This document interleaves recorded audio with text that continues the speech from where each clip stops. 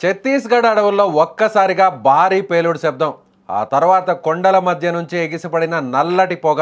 జష్పూర్ నారాయణపూర్ సరిహద్దుల్లోని దట్టమైన అటవీ ప్రాంతంలో ఒక ప్రైవేట్ జెట్ విమానం కుప్పకూలిపోయింది.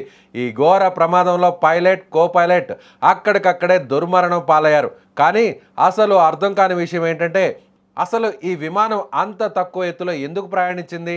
ఆ కొండను ఢీకొట్టడానికి గల కారణం ఏంటి? ఈ విషాదం వెనుకున్న మిస్టరీ ఏంటో ఇప్పుడు చూద్దాం. జష్పూర్ నారాయణపూర్ అటవీ ప్రాంతం. ఇక్కడ ప్రయాణించడం అంటే చాలా సాహసం. ప్రాథమిక సమాచారం ప్రకారం ఈ ప్రైవేట్ జెట్ కేవలం 30 అడుగుల అత్యల్పు ఎత్తులో ఎగురుతూ కనిపించింది. ముందుగా ఒక భారీ వృక్షాన్ని ఢీకొట్టిన విమానం ఆ తర్వాత నియంత్రణ కోల్పోయి వేగంగా వెళ్లి కొండను బలంగా ఢీకొట్టింది. ప్రమాదం జరిగిన వెంటనే విమానంలో మంటలు చెలరేగి దట్టమైన పొగలు వ్యాపించాయి. దట్టమైన అడవి కావడం, రవాణా సౌకర్యం లేకపోవడంతో సహాయక చర్యలకు తీవ్ర ఆటంకం కలుగుతోంది.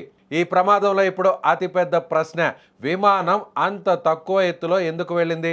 సాధారణంగా విమానాలు వేల అడుగుల ఎత్తులో ప్రయాణిస్తాయి, కానీ కేవలం 30 అడుగుల ఎత్తులో ఎగరడం వెనుక ఏదైనా సాంకేతిక లోపం ఉందా? లేదంటే ఇంజన్ ఫెయిల్ అవడం వల్ల పైలట్లు అత్యవసరంగా ల్యాండ్ చేయడానికి ప్రయత్నించారా? లేక దట్టమైన పొగమంచు వల్ల ఎదురుగా ఉన్న కొండ కనిపించలేదా? అధికారులు ఇప్పుడు ఈ కోణంలోనే దర్యాప్తు ముమ్మరం చేశారు. విమానంలో ఇంకా ఎంతమంది ప్రయాణికులు ఉన్నారు, వారి పరిస్థితి ఏంటనే దానిపై ఉత్కంఠ కొనసాగుతోంది. ఏదేమైనా వరుస విమాన ప్రమాదాలు ప్రయాణికులను ఇప్పుడు భయాందోళనకు గురిచేస్తున్నాయి.